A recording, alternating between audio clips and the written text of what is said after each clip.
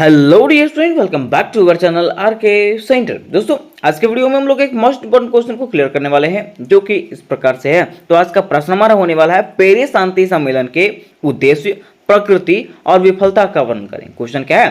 Paris शांति सम्मेलन के उद्देश्य, प्रकृति और विफलता का वर्णन करें। कि बताइए कि आखिर पेरिस शांति सम्मेलन जो हुआ था उसका क्या उद्देश्य था, और आखिर वो जो सम्मेलन है वो क्यों असफल हो गया। ठीक है, लेकिन देखिए, ये जानने से पहले हम लोग को ये तो जानना पड़ेगा ना सबसे पहले कि पेरिस शांति सम्मेलन का मतलब क्या होता है। क्या जानना पड़ेगा? पेरिस शांति सम्मेलन का मतलब क्या होता है। ठीक है, तो देखिए, पेरिस तो एक जगह का नाम है, मान लीजिएगा। तो पेरिस क्या एक जगह का नाम है, ठीक है। और शांति सम्मेलन का मतलब क्या होता है जानते हैं? फैसला करना। ठीक है, शांति सम्मेलन का मतलब क्या होता है? फैसला करना। जैसे मान लीजिए आपके गांव में किसी से लड़ाई हो गया, ठीक है, तो होता ना कि चलो एक फैसला बैठाया जाएगा। तो वैसे क्या हुआ था कि पेरिस के शहर में जो है ना एक फैसला बैठाया गया था। क्या बैठाया गया था? फैसला बैठाया गया था। तो आखिर वो फैसला का क्या उद्देश्य था, और वो जो फैसला हुआ था वो क्यों असफल हो गया, वो चीज को हम लोग आज क्लियर करेंगे। ठीक है, तो देखिए दोस्तों, कहानी शुरू होती है तब जब प्रथम विश्व युद्ध हुआ था। कहां से? प्रथम विश्व युद्ध जब हुआ था वहां से ये कहानी शुरू होती है। क्योंकि प्रथम विश्व युद्ध में जो है ना भयानक क्या हुई थी? जानमाल की हानि हुई थी। प्रथम विश्व युद्ध के बाद भयानक जानमाल की हानि हुई, जिसके बाद लोगों को लगने लगा कि नहीं, कहीं ना कहीं एक ऐसा संगठन होना चाहिए जो क्या करे, पूरा विश्व भर में शांति बना करके रखे। उसके साथ साथ जब प्रथम विश्व युद्ध हुआ था तो विजय देश, जो विजय देश थे, जो जीते हुए देश थे, और जो हारे हुए देश थे, उन दोनों के बीच में जो है ना सीमा को लेकर के क्या हुआ, तो एक सम्मेलन हुआ। उसी को हम लोग क्या कहते हैं? पेरिस शांति सम्मेलन कहते हैं। क्या कहते हैं? पेरिस शांति सम्मेलन। अर्थात कहने का अर्थ यह है कि पेरिस में जो है विजय राष्ट्रों में, जीते हुए राष्ट्र और हारे हुए राष्ट्रों के बीच में क्या हुआ था? एक शांति सम्मेलन हुआ था, एक फैसला हुआ था। उसी को हम लोग पेरिस शांति सम्मेलन के नाम से जानते हैं। ठीक है, तो सबसे पहले लिखिएगा भूमिका। क्या लिखिएगा? भूमिका। और भूमिका में लिखिएगा इस प्रकार से कि प्रथम विश्व युद्ध की समाप्ति के बाद, प्रथम विश्व युद्ध के समाप्ति के बाद 1919 में जो है ना पूरे विश्व में शांति स्थापित करने के उद्देश्य से जो है पेरिस में क्या हुआ? एक सम्मेलन आयोजित हुआ था। पेरिस में जो है एक सम्मेलन आयोजित हुआ था। उसी को हम लोग क्या कहते हैं? पेरिस शांति सम्मेलन के नाम से जानते हैं। ठीक है, अब देखिए, बताया गया है कि पेरिस शांति सम्मेलन की प्रकृति, क्योंकि क्वेश्चन में पूछा कि पेरिस शांति सम्मेलन की प्रकृति बताइए कि कैसे कैसे ये सम्मेलन हुआ था, है ना। तो देखिए, पॉइंट नंबर 1 में कहा गया कि पेरिस शांति सम्मेलन में विजय एवं पराजित राष्ट्रों के बीच में सीमा का निर्धारण करना, अस्थायी समझौते और शांति स्थापित करने के समझौते करने थे। मीन्स यहाँ जो पेरिस शांति सम्मेलन हुआ था वहां पे क्या करना था? तो जो विजय राष्ट्र था और जो पराजित राष्ट्र था, जो हारा हुआ देश और जीता हुआ देश था, उन लोगों के बीच में समझौता करना कि हम लोग फिर से लड़ाई झगड़ा करेंगे नहीं। ठीक है, उनके बीच में सीमा निर्धारित करना। सीमा मतलब समझते हैं, उनका बॉर्डर निर्धारित करना। ठीक है, और उनके बीच में शांति स्थापित करना कि हम लोग फिर से लड़ेंगे झगड़ेंगे नहीं, है ना। क्योंकि हुआ क्या था कि प्रथम विश्व युद्ध के दौरान पूरे विश्व की राजनीतिक, सामाजिक, आर्थिक और सांस्कृतिक स्थिति जो है बिगड़ चुकी थी। अब मान लीजिए युद्ध होगा तो युद्ध से कभी किसी को फायदा होता नहीं है। लड़ाई हो रहा है तो आपको भी घाटा होगा और उसको भी घाटा होगा। ठीक है, तो वही कहा गया कि जब प्रथम विश्व युद्ध हुआ ना, तो प्रथम विश्व युद्ध के दौरान जो है पूरे विश्व की स्थिति जो है वो डगमगा गई। ठीक है, स्थिति खराब हो गई, है ना। जिसके बाद क्या हुआ कि पेरिस शांति सम्मेलन में भाग लेने के लिए 32 राष्ट्रों को निमंत्रित दिया गया। ठीक है, पेरिस शांति सम्मेलन में भाग लेने के लिए जो है ना 32 राष्ट्र को निमंत्रण दिया गया, इनविटेशन दिया गया। ठीक है, जिसमें से पराजित राष्ट्र जर्मनी, तुर्की, बुल्गारिया और ऑस्ट्रिया को भाग लेने के लिए स्थान दिया गया। जिसमें से जो पराजित राष्ट्र था, जो हारा हुआ देश था, उसको भी इसमें बुलाया गया, है ना। इसके अतिरिक्त सभी विजेता राष्ट्रों के लगभग 70 प्रतिनिधि जो है ना वो पेरिस में भाग लिए थे, पेरिस शांति सम्मेलन में भाग लिए थे। ठीक है, आगे कहा जाता है कि इस सम्मेलन में अमेरिका के राष्ट्रपति के अलावा 11 देशों के प्रधानमंत्री, 12 विदेश मंत्री और कई अन्य प्रसिद्ध राजनीतिक भी शामिल थे। ये जो सम्मेलन आयोजित हुआ था उसमें से अमेरिका के राष्ट्रपति के अलावा 11 देशों के प्रधानमंत्री और 12 विदेश मंत्री भी आए थे, है ना।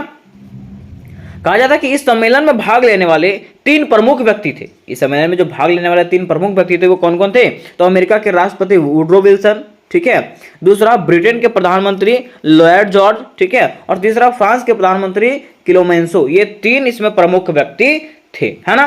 तो यहां तक हम लोगों ने इसकी प्रकृति को भी समझ लिया। अब बातें यहां पे आती है कि पेरिस शांति सम्मेलन के मुख्य उद्देश्य बताइए कि आखिर पेरिस शांति सम्मेलन जो हुआ था उसका मुख्य उद्देश्य क्या था। तो कहा जाता है कि पेरिस शांति सम्मेलन का सबसे मुख्य उद्देश्य जो था वो शांति स्थापित करना था। क्या?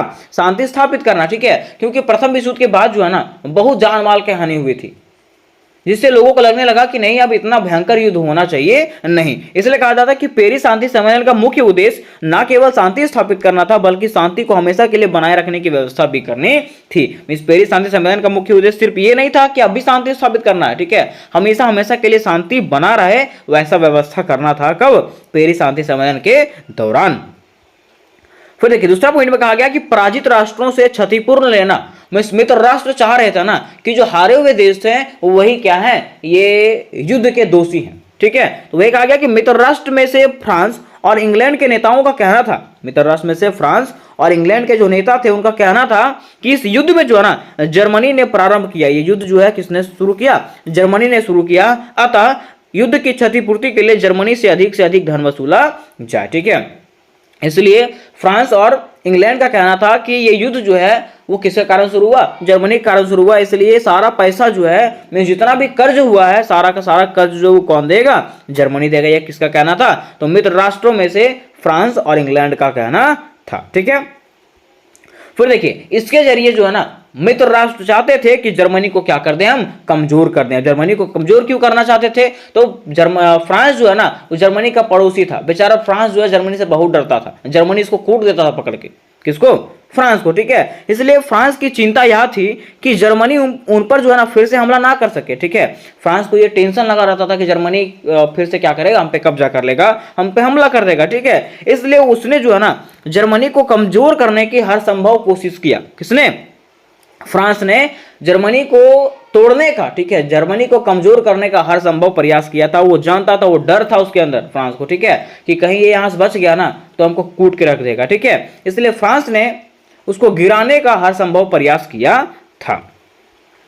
फिर देखिए चौथा इसका उद्देश्य था राष्ट्र संघ की स्थापना। क्या करना? राष्ट्र संघ की स्थापना। राष्ट्र संघ क्या है? देखिए राष्ट्र संघ की स्थापना इसलिए करना था क्योंकि प्रथम विश्व युद्ध के बाद जो है ना बहुत जान माल की हानि हुई, ठीक है। अब इतना जान माल की हानि हुई कि लोगों को लगने लगा कि नहीं अब विश्व स्तर पे एक ऐसा संगठन होना चाहिए जो युद्ध को क्या कर सके, संभाल के रख सके, ठीक है। इसलिए जो है राष्ट्र संघ की स्थापना भी की गई थी। तो वही कहा गया कि पेरिस शांति सम्मेलन में राष्ट्र संघ की स्थापना करना एक इसके मुख्य उद्देश्यों में से एक है, क्योंकि प्रथम विश्व युद्ध के भयंकर जानमाल की क्षति को देख करके पूरे देश को यह एहसास हुआ कि विश्व स्तर पर शांति कायम रखने हेतु एक संगठन होना चाहिए।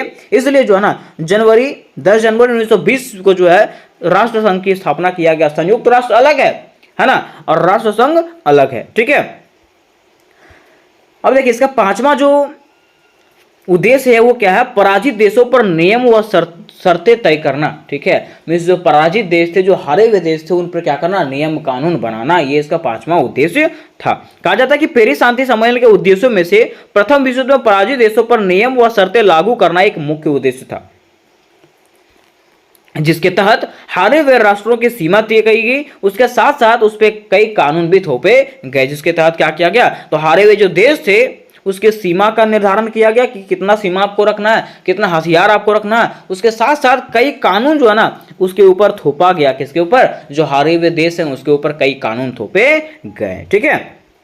तो यहां तक दोस्तों हम लोगों ने यह भी समझ लिया कि आखिर पेरिस शांति सम्मेलन का क्या उद्देश्य था। अब हम लोग जानेंगे पेरिस शांति सम्मेलन के विफलता के कारण अर्थात असफलता के कारण कि आखिर ये जो सम्मेलन है वो क्यों असफल हो गया। लेकिन इसके पहले मैं आपको बता देना चाहता हूं कि अगर आप लोग बीबीएमक्यू के स्टूडेंट हो और सेमेस्टर 4 मेजर 8 की तैयारी करना चाहते हो तो इससे रिलेटेड जितने भी क्वेश्चन है सारे के सारे प्रश्न तो दोस्तों आपको मेरे ही चैनल पे मिलेंगे और बड़े इजी शब्दों में मिलेंगे, ठीक है। तो वीडियोस को देखने के लिए डिस्क्रिप्शन में लिंक दिया गया, वहां से जाकर के आप लोग सारे वीडियोस को क्लियर कर सकते हो। उसके साथ साथ व्हाट्सएप ग्रुप में भी ज्वाइन हो सकते हो। मैंने VBI क्वेश्चन भी करवा दिया है, मॉडल पेपर भी करवा दिया, वहां से जाकर के आप लोग दोनों क्वेश्चन भी देख सकते हो, ठीक है।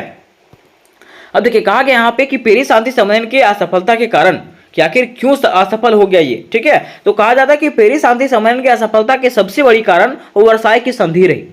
पेरिस शांति सम्मेलन की असफलता का सबसे बड़ा कारण जो है वो क्या रहा? वर्साई की संधि रहा था। तो वर्साई की संधि कैसे रहा, है ना? तो कहा जाता है कि वर्साई की संधि के तहत जो है ना जर्मनी को जबरदस्ती प्रथम विश्व युद्ध का दोषी ठहराया गया।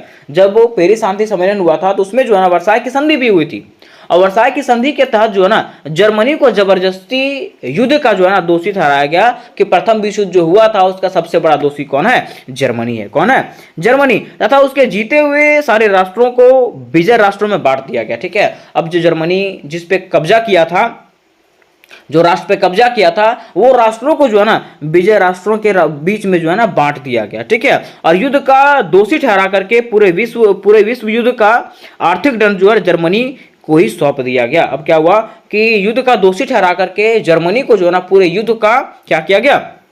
आर्थिक दंड, ठीक है, थोप दिया गया। किस पे? जर्मनी पे। अब जर्मनी को लगा झटका, जर्मनी को लगा कि नहीं ये मेरा क्या हो रहा है? अपमान हो रहा है कि मैंने ही तो नहीं शुरू किया था ये। ठीक है, मैं ही तो दोषी नहीं हूं, युद्ध तो सबने किया लेकिन दोषी ठहरा किस हो गया? मुझे ही। ठीक है, अब क्या हुआ? जर्मनी को ये अपमानजनक लगा, जिसके बाद क्या हुआ कि वर्साई की संधि के तहत जर्मनी की सीमा कम कर दी गई। उसके साथ साथ उन पर जो है ना हथियारों की पाबंदी लगा दी गई, जिसके कारण जर्मनी को यह संधि जो है ना अपमानजनक लगी और जर्मनी ने इसका बदला लेने का ठाना। ठीक है, अब जर्मनी को क्या हुआ कि ये जो संधि हुई उसका, ठीक है, उसमें उसको अपमानजनक लगा कि इसमें मेरा क्या किया गया? अपमान किया गया, जिसके बाद जर्मनी ने इसका बदला लेने का ठान लिया और यही जो है ये क्या हो जाता है? असफल हो जाता है। ठीक है, अब देखिए निष्कर्ष आपको लिखना जरूरी है। निष्कर्ष में इस प्रकार से लिखिए गया कि उपरोक्त लिखे गए बातों के माध्यम से यह स्पष्ट होता है कि पेरिस शांति सम्मेलन के कारण ही द्वितीय विश्व युद्ध का खतरा उत्पन्न हुआ,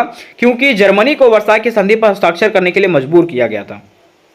इस कह सकते हैं कि ऊपर लिखे गए बातों से हम लोग यह समझ सकते हैं कि द्वितीय विश्व युद्ध जो हुआ था उसका सबसे बड़ा कारण क्या था? वर्साई की संधि और पेरिस शांति सम्मेलन ही रहा था, क्योंकि इसके जरिए जो है ना जर्मनी पर पूरे विश्व युद्ध का जबरदस्ती दोषी ठहराया गया।